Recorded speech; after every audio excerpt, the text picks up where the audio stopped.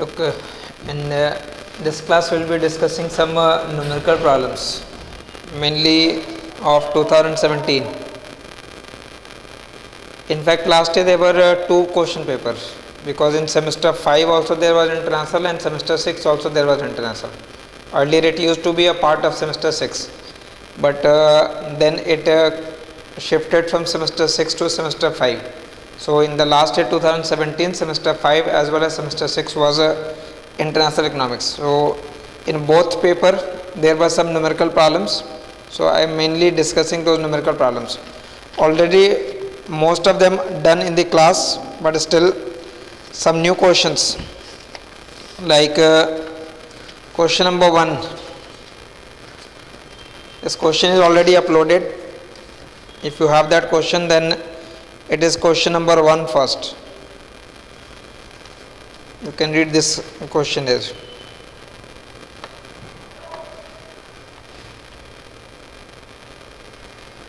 Question basically says, let the world consist of two economies, China and Argentina, where only two commodities, broccoli and parsnip, are consumed. China requires 3 hours of labor to produce a unit of broccoli and 2 hours for the other unit. And China has 1200 units of labor. तो labour as a endowment of resource given है, unit labour requirement given है. जैसे आप register में chapter number 3 में Ricardian model में ALC ALW लिखते थे, तो वो इन्फॉर्मेशन 3 आवर और 2 आवर है. अर्जेंटीना के लिए 5 and 1 लेबर आवर है to produce 1 unit each of broccoli and the other का product. And Argentina has 800 unit of labour. Let the world relative demand for broccoli be given as price of broccoli upon price of. तो वो common information है. Based upon this information, जो first part है question का वो यहाँ से start है.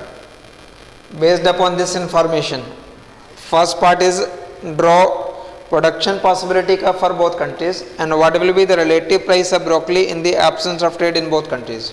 सो in the absence of trade, what is the relative price? Remember, in the absence of trade, relative price is always equal to opportunity cost. Only after trade price converge, and trade arises because there are difference in prices, and prices are different because there are different opportunity cost.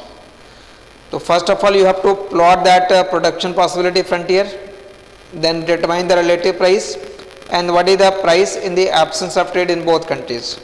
तो basically 3 marks का question वो है, और जो second part है वो further फिर 3 marks के लिए. If both country decide to trade, describe the pattern of trade, which country will be exporting which product. I am solving this question. Try to present in this form. One information is for China.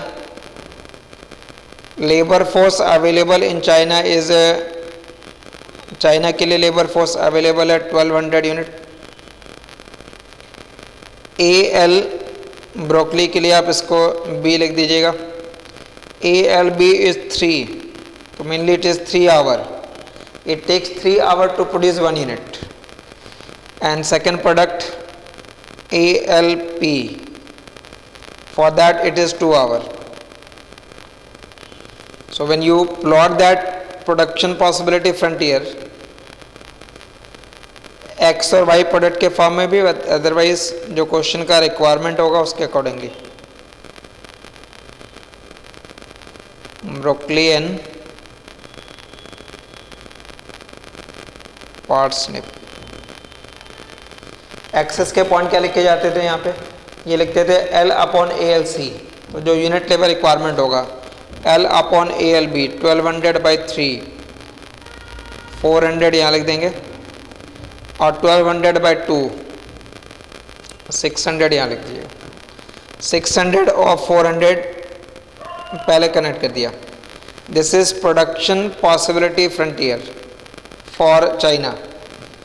From here you can calculate slope of PPF, and remember slope of PPF will always measure opportunity cost, and that will measure opportunity cost of the product written on X axis. So that will be opportunity cost of broccoli. So what is slope of this line?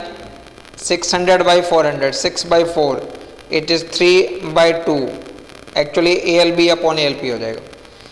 So this is opportunity cost of broccoli in China, and then draw it for Argentina.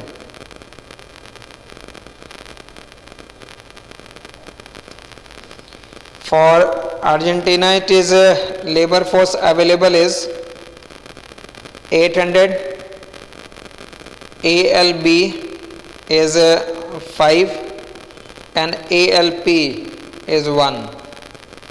So if you draw that production possibility frontier, then L upon ALB ये 160, L upon ALP 800, 800 and 160. This is production possibility frontier for Argentina. And what is slope here? Slope of line is 800 by 160. Slope of line is 5. So opportunity cost of broccoli in Argentina will be 5. So that will be opportunity cost broccoli का Argentina में 5 है, China में 3/2 है. तो certainly in China there is comparative advantage for broccoli, and for Argentina it will be comparative advantage for the next second product. So the first question was basically draw the production possibility curve and what will be the relative price of broccoli in the absence of trade. So remember, when you write relative price, then price of broccoli upon price of second product.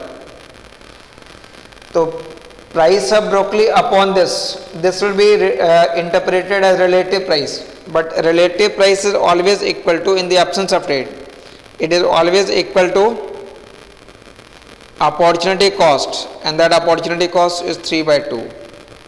So second answer is basically this. In China relative price is 3/2, and in Argentina what is price of broccoli with upon price of parsnip? So it will be 5. So relative price is equal to opportunity cost. Now if question says what are the prices in the absence of trade, then remember, in the absence of trade price in China is 3/2, price in Argentina is 5. Since prices are different, therefore they will trade. And which country will be exporting which product? What is the pattern of trade? For broccoli, opportunity cost in China is less, so China has a comparative advantage in broccoli, so China will be exporting broccoli and Argentina will be exporting parsnip. So that will be the pattern of trade. तो mainly ऐसे question ये 3+3 marks basically इस form में. If both countries decide to trade, describe the pattern of trade. So obviously pattern of trade is clear. China is exporting what? China will be exporting broccoli and China will be importing parsnip. उसको further अगर आप present करना चाहते हैं तो इस form में भी कर सकते हो. Just draw an opportunity cost table. So opportunity cost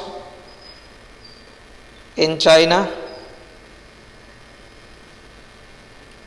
and in Argentina for broccoli and parsnip. ये आ रहा था 3/2, तो इधर लिख दीजिएगा 2/3. ये वैल्यू आ रही थी 5, ये हो जाएगा 1/5. And then for product wise you have to decide. So for product wise China has comparative advantage. China has comparative advantage in broccoli, and because broccoli के लिए इसका opportunity cost कम है, and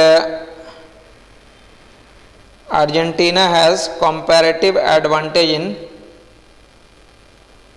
parsnip because for Argentina opportunity cost is less. So that is basically the pattern of trade. One more part has been asked, what is the gains from trade for both countries? Remember gain from trade, ये आप refer कर लीजिएगा, chapter number 3 के अंदर explain कर रखा है gain from trade. So what are the advantage from trade? So obviously advantage from trade is what? if China is exporting broccoli, China is getting more parsnip in exchange. तो what will be the rate of exchange? वो इस article के accordingly जो gain from trade explain किया गया chapter में, उसके accordingly gain from trade दोनों कंट्री के लिए निकाल. जब तक अपॉर्चुनिटी कॉस्ट का डिफरेंस होगा डिफरेंट प्रोडक्ट में, then there are certain gains to be realized. And how much is that gain? To calculate that gain, read that part. Chapter number 3 के अंदर जो गेन फ्रॉम ट्रेड एक्सप्लेन कर रखा है कि हाउ मच. जैसे example के लिए, if home country is having one labor hour, that labor hour has alternative use. In one labor hour, China can produce broccoli and China can also produce parsnip. If China uses one labor hour to produce broccoli, how many unit of broccoli China can produce? वो depend हो जाएगा 1 upon ALB. By exporting that product, China will be getting parsnip in exchange. Now, how many quantity of parsnip China can get in exchange? Now, China can also produce parsnip on its own, but how many unit in 1 hour? If it was 3/2, तो in 1 hour में China के लिए जो requirement था वो information है. Unit labour requirement for parsnip was 2 labour hours, so that means it will take 2 labour hour to produce 1 unit. So in 1 labour hour 1/2, तो 1/2 unit तो वो खुद भी प्रोड्यूस कर सकता है. तो 1/2 से जितना ज़्यादा यूनिट उसे मिलेगा, that will be the gain from trade. So you have to find that gain from trade by applying that equation. तो प्रोडक्शन पॉसिबिलिटी फ्रंटियर बना लिया आपने, अपॉर्चुनिटी कॉस्ट निकाल लिया, and after calculating opportunity cost pattern of trade को determine किया, and then find the advantage from trade और gain from trade. This was one question. Although कोई क्वेश्चन कंपल्सरी नहीं है, but first question was this, second question was mainly intertemporal trade, third question was based upon gravity model, वो theoretical description है उनमें. एक question section B में था, मतलब हार्ड पेपर का जो नेचर होता है उसमें you may find if you will get 2 question, at the most 2 question मिल रहे हैं. एक रिकार्डियन मॉडल से मिल जाता है और एक instrument of trade policy, import tariff, export subsidy या इंपोर्ट कोटा का. Generally in section B there is no numerical, but in that paper question number 6(1) was in section B. Numerical actual में नहीं है, concept है, but you can apply this concept. But 6 marks में ये question पूछा गया है, तो just read this question. Question number 6, this one. Question number 6 का information कह रहा है question में,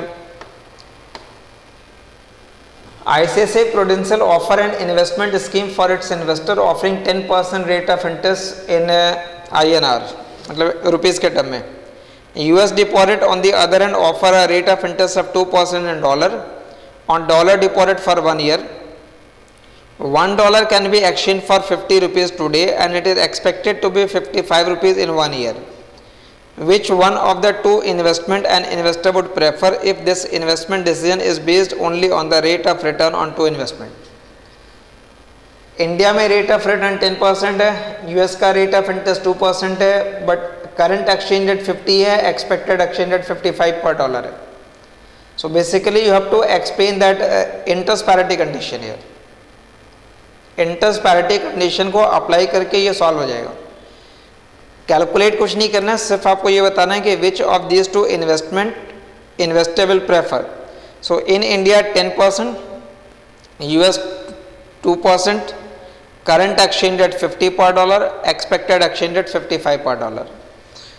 तो इक्वेशन फर्स्ट ही क्या करते हैं उसमें, इंटरेस्ट पैरिटी कंडीशन वो एक्सप्लेन कर देंगे पहले. What is that interest parity condition? So interest parity condition say that exchange rate is determined in such a way that a rate of return of domestic currency and rate of return of foreign currency when they are expressed in terms of same currency becomes equal. तो equation में क्या लिखा होता था, R equal to what, R star plus expected exchange rate minus actual upon actual.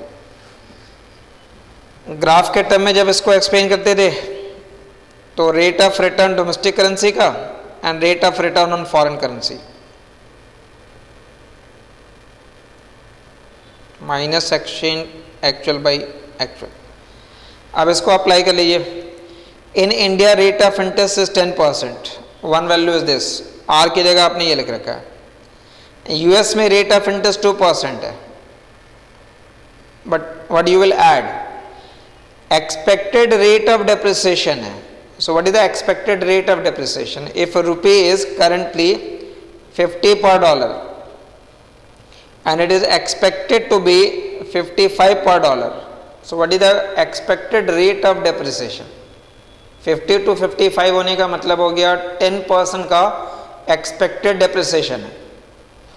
तो अगर आप यहाँ लिखते हैं तो 55 minus 50 upon 50 करोगे, but in terms of percentage how many, how much? 55 minus 50, 55 minus 50 upon 50 किया है, तो 55 माइनस 50 अपॉन 50 का मतलब गया 5/50। तो 5/50 इन टर्म्स ऑफ परसेंटेज क्या हो जाएगा? 5/50 in terms of percentage will be 10%। So this value is 2% plus ये जो कंप्लीट नंबर है ये 10% का डेप्रिसिएशन हो गया। 50 to 55 मतलब 10% डेप्रिसिएशन है। So this right side becomes 12% and left side is 10%। This is greater. So which investment he will prefer? He will prefer investing in US. So you must have some idea about their interest parity condition, and based upon their interest parity condition and applying those values, you can answer that which investment will be preferred. तो mainly सिर्फ यहाँ तक लिखना उसमें। Read this question again. ICICI Prudential offer investment scheme for the investor offering 10% interest rate. US deposit offer 2%. Current exchange rate is 50, expected is 55. Which of the two investor would prefer? So investor will be preferring to invest in US deposit. ठीक है, 6 marks है, therefore you are expected to explain interest parity condition first. Possible हो तो वो diagram भी आप apply कर सकते हैं and then numerically answer this. This was one question in section B. So they were just 2 part we can say, one 15 marks का question था and one for 6 marks. In the second paper, again for 2017,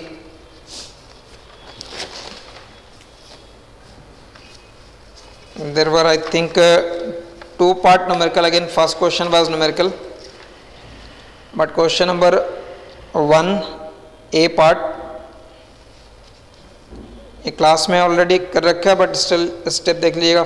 10 marks का ये numerical है। Class में क्या होगा किसी और वैल्यूज के साथ। Read this question.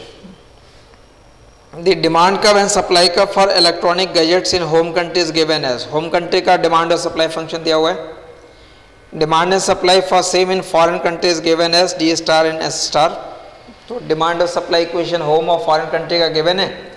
What is the world price under free trade, मतलब without any tariff. So from home country you will derive import demand function, from foreign country you derive export supply function. By equating import demand with export supply function, you get world price under free trade. So this is one part. 2 number का question ये है और 3 and 5 के लिए पूछा रहे। Now let home country charges a specific tariff of 4 per unit on import of electronic gadget. What is the new world price? तो tariff के बाद का नया वर्ल्ड प्राइस निकालना है। And with the help of diagram evaluate the net welfare gain or loss for the home country. तो 2 marks price निकालने के लिए, ये 3 इस पार्ट के लिए और 5 इस थर्ड पार्ट के लिए, ठीक है। So for that 10 marks, write down this first home country. Now for home country demand is equal to 4000 minus 40p and supply is 800 plus 40p। आप चाहो तो इसको प्लॉट कर लोगे, प्लॉट करेंगे तो होम कंट्री का प्राइस भी कैलकुलेट हो जाएगा, बट ज़रूरत नहीं है उसकी। From this calculate first import demand. ठीक है, इंपोर्ट डिमांड को एमडी से डिनोट कर रहे थे। So how to find import demand? Demand minus supply कीजिएगा। किसी कंट्री में अगर डिमांड ज़्यादा हो, सप्लाई कम होगा, only then that country will be importing country. So demand is 4000 minus 40p, then minus supply 800 plus 40p।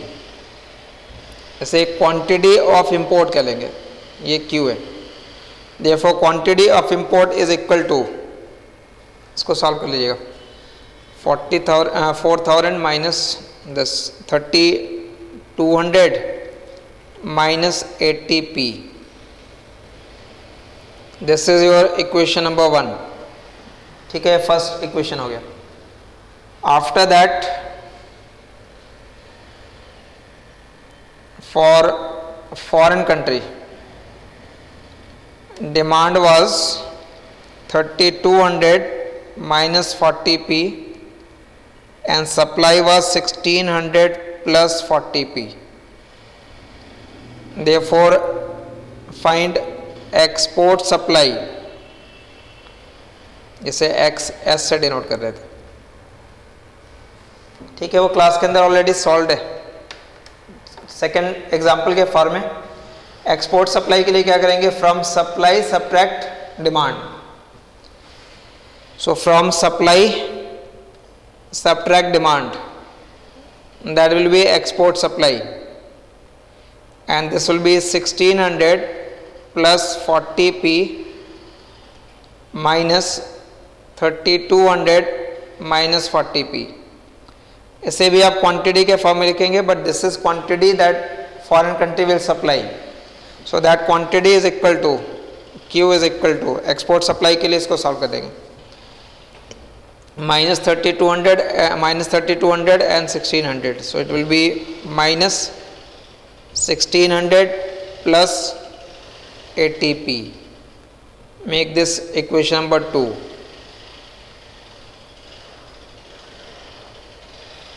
ठीक है, so you have written import demand then export supply. After writing import demand and export supply, find world price without tariff. So for that purpose you equate import demand with export supply. Import demand को export supply से equate करिएगा, this equal to this. So it is 3200 minus 80p is equal to minus 1600 plus 80p, और यहाँ से p की value calculate कर लीजिए। ठीक है, वो इक्वेट कर दिया, और after equating that calculate the value of p। This value will come out to be 30।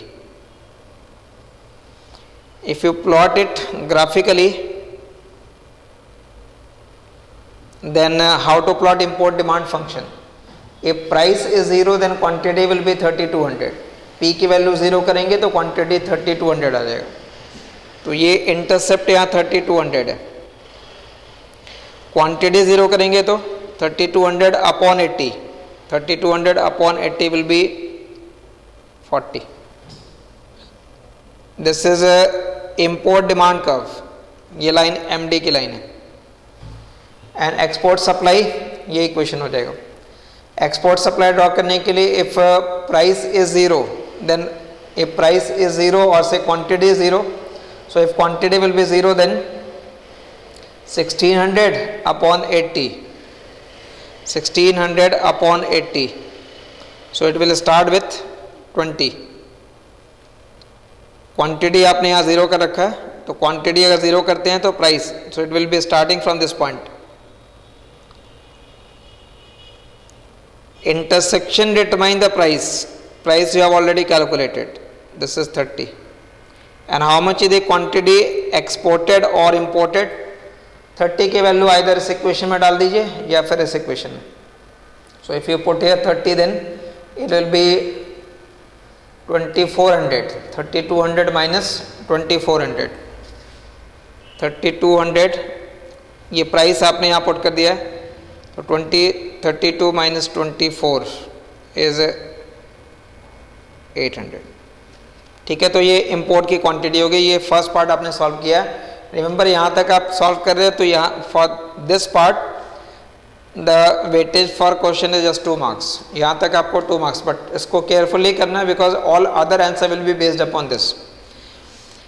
Now question is what will be the price after tariff. So if you have to, there is a tariff of 4 per unit, then what is price after tariff. Step से क्या रखेंगे, when tariff is added there will be a gap here, so gap will be of 4. For importing country price will rise, for exporting country price will fall. So this will be the price after trade international, and this will be the price after tariff internal. Internally price will rise, externally price will fall. Since externally price fall, so price of import would fall, therefore you can say that there is TOT gain. तो आपको ये 2 values calculate करनी है. Step याद है. To solve this part after tariff, simply do one thing. In the import demand equation, in place of price write down P plus 4, मतलब P plus tariff, and then equate that new import demand with the export supply. ठीक है, तो यहाँ मैं solve कर रहा हूँ. Next step पे देखिएगा, ये दोनों वैल्यूज कैलकुलेट करने हैं अभी.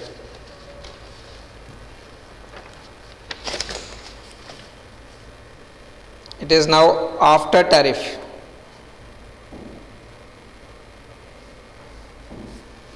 After tariff, write new import demand. So that new import demand is, originally the old import demand was 3200 minus 80p. अब क्या करना है, P इस फॉर्म में लिखेंगे, P प्लस 4, ये कीजिएगा. Therefore now what is the new world price? New world price will be 3200 minus 80 P plus 4. import demand हो गया, इसको export supply से equate कर दिया, minus 1600 plus 80 P. मतलब you created basically this equation number 3 and third को second से equate किया, and then again you calculate that price. Tariff के बाद का प्राइस, मतलब जो वैल्यू आएगी वो याद रखिएगा इस फॉर्म में. Graphically this was 30, tariff of 4. Now calculate this price. यहाँ से प्राइस कैलकुलेट कीजिए, फिर पता चलेगा वो इंटरनल है या एक्सटर्नल है. So if you solve this for P, it will be coming out to be 28. 28 का मतलब आपने इसको नीचे लिखा है, तो फिर ये नंबर यहाँ 32 हो जाएगा.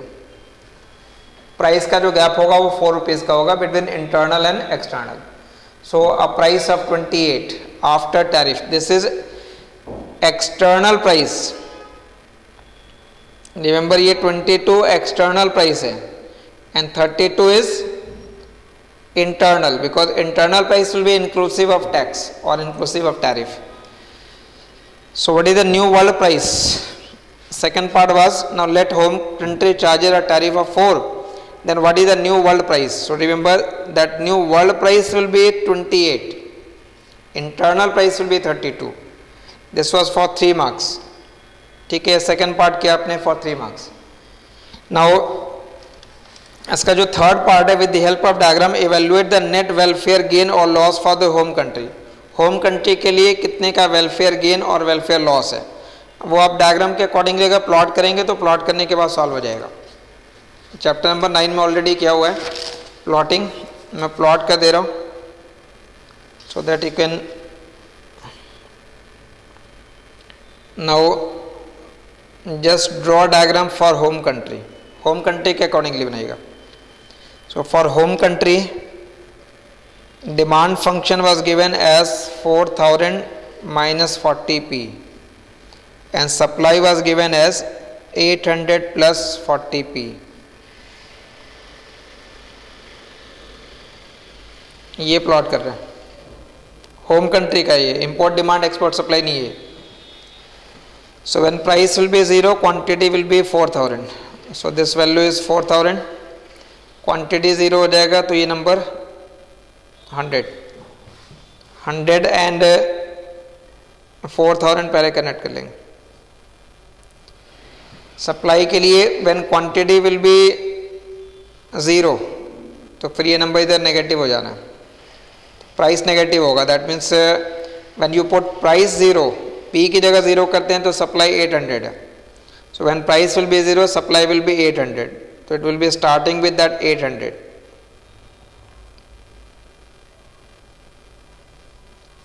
ये सप्लाई है और डिमांड है.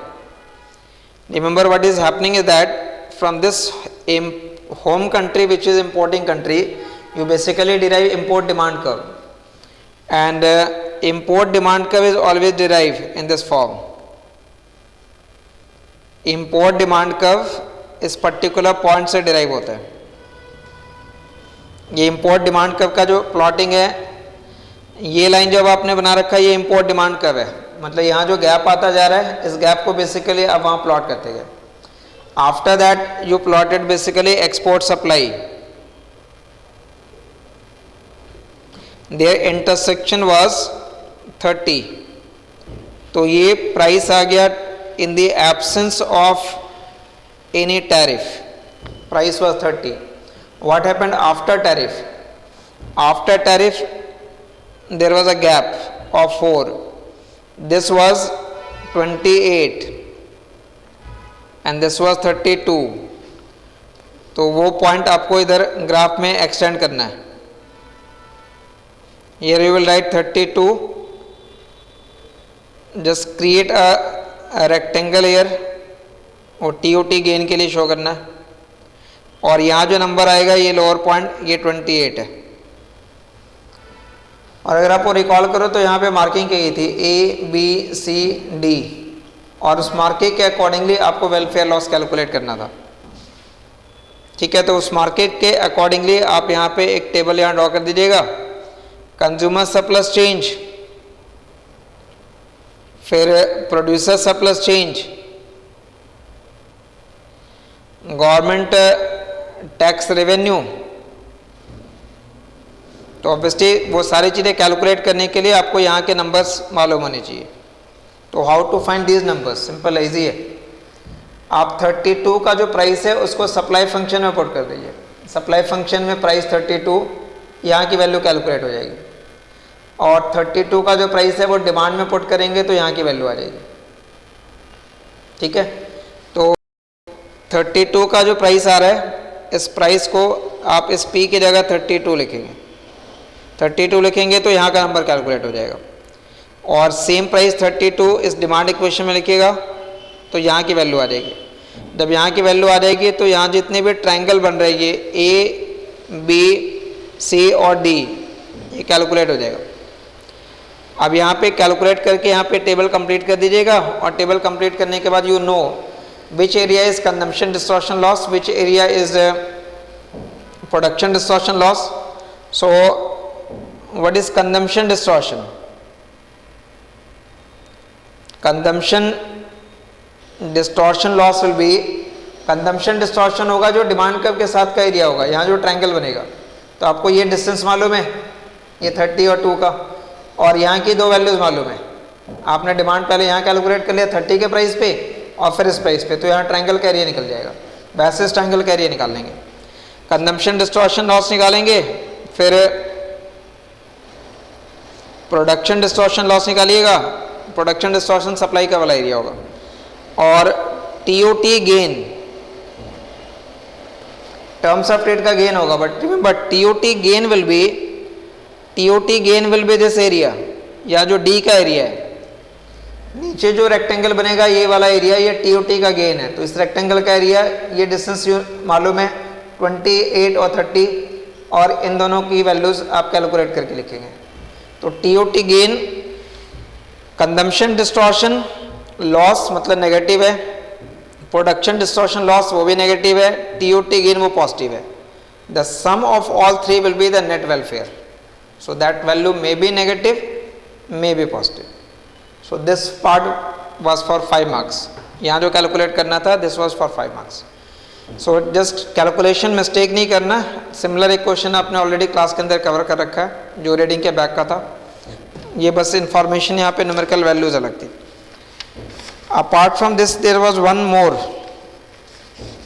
बट एग्जैक्टली वो न्यूमेरिकल के सेंस में नहीं है. वैल्यूज ऑल दो गिवन है और 5 डिफरेंट प्रोडक्ट के लिए. उस क्वेश्चन का मैं हिंट दे रहा हूँ आपको. ड्रॉ जो सॉल्यूशन है क्वेश्चन नंबर 5 का A, in that part you have to draw labour upon L star, और इधर जो लिख रहे थे वो डब्ल्यू बाय डब्ल्यू स्टार वाली वैल्यू. और यहाँ जितने भी नंबर आप यहाँ लिख रहे हैं ये वो कैलकुलेशन है मल्टी कोड मॉडल वाला. तो A L I into wage ये डिटरमाइन करता था labour cost in home country, और A L I star into W star ये डिटरमाइन करता है cost in the foreign country. So if this is greater it means in home country cost is greater, so goods will be produced in the foreign country then.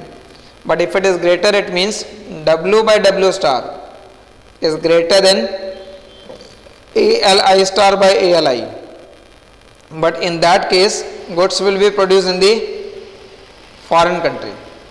तो वैसे करके जितने भी information है given है for different product, तो A B C D E अलग अलग यहाँ मान लीजिए प्रोडक्ट गिवन है. हर प्रोडक्ट के लिए ALI और ALI स्टार की वैल्यू गिवन है. चाइना को फॉरेन कंट्री मान लीजिएगा और ये होम कंट्री है उसके लिए. तो ALI स्टार बाई ALI की वैल्यू जो इतनी भी आती जाएगी वो मार्क करते जाएंगे. वहाँ से रिलेटिव डिमांड कब आ जाएगा, and relative demand is equated with relative supply का. तो जितने भी नंबर आएंगे वो नंबर एक्चुअल में आप उसको यहाँ मार्क करते जाओगे, एंड देन यहाँ नेक्स्ट प्रोडक्ट की वैल्यू आएगी, उसके बाद थर्ड प्रोडक्ट की वैल्यू, आफ्टर दैट फोर्थ. तो ये एक्चुअल में रिलेटिव डिमांड कर्व की प्लॉटिंग होगी. After plotting that relative demand curve इसमें already equilibrium wage rate given है, तो ऑब्वियसली यहाँ पे आपको सारे नंबर मिल जाएंगे. इस नंबर में एक रिलेटिव वेज का इंफॉर्मेशन गिवन है कि if wages in US and China are $10 per our and 40 per hour, मतलब 10/40, 1/4 की वैल्यू ऑलरेडी गिवन है. तो एक सर्टेन नंबर ऑलरेडी आ रहा होगा, वहाँ पे आप रिलेटिव सप्लाई कर्व को मार्क कर देंगे. And for all those product where ALI star by ALI is less as compare to W by W star, those goods will be produce in the foreign country, and for other condition goods will be produce in the home country. मतलब जितने भी ऐसे product यहाँ पे आ रहे होंगे, apparel, processor, handset, motor car और wheat, for any product if W by W star is greater than ALI star by ALI, then that will be produced in foreign country. And for any product where ALI star by ALI is greater than W by W star, that will be product produced in the home country. तो कौन से home में बनेंगे कौन से foreign में बनेंगे वो डिटरमाइन करना था. तो मेनली अगेन कंसेप्ट ज़्यादा इवेल्युएट होता है. इन paper generally you will find 1 or 2 numerical. In most cases it is Ricardian model, comparative advantage निकालना है, अपॉर्चुनिटी कॉस्ट निकालना है, and the second question is either import tariff और इंपोर्ट कोटा. कोटा के question भी कर रखे हैं तो वो ऑलरेडी सॉल्व है, बट लास्ट ईयर वाले पेपर में इंपोर्ट कोटा ना करके इंपोर्ट टैरिफ था, and this was one question. Interest parity condition वगैरह अप्लाई कर सकते हो. ठीक है, so similar to that there will be problems. ज़्यादा फोकस नहीं करना है, रीडिंग के बैक में जितने क्वेश्चन सॉल्व दिए गए हैं उन सबको सॉल्व करने के लिए. But in paper whatever भी has been asked last 2-3 year के पेपर, तो 2 पेपर तो 17 के ही हो गए, तो उससे पहले के कुछ क्वेश्चन कर लीजिएगा. So attempt few numerical question because you are expected to solve I hope at least 1 and at the maximum 2, कम से कम एक क्वेश्चन, बट स्टिल वो भी ऑप्शनल है, कोई मैंडेटरी क्वेश्चन नहीं है, but at least 1 and at the maximum 2, not more than that. तो generally it is 1 and 1.5 question. ठीक है,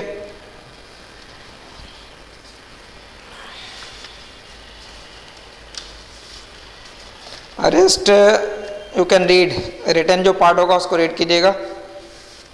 पास पेपर 3-4 ईयर के सिर्फ देख लीजिएगा, उससे ज़्यादा पुराने क्वेश्चन नहीं देखना, बिकॉज एडिशन का भी फ़र्क है। Okay, thank you.